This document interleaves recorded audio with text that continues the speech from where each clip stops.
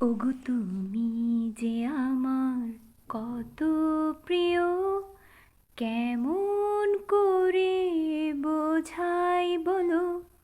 ওগো তুমি যে আমার কত প্রিয়, কেমন করে বোঝাই বলো।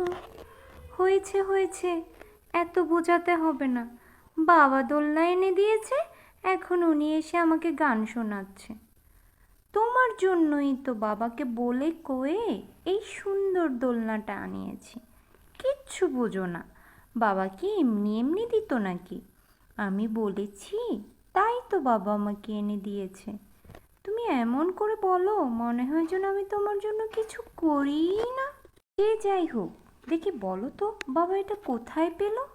ওই তো ম্যাওমেশ আছে না, সেখানেই তো সেদিন দেখলাম।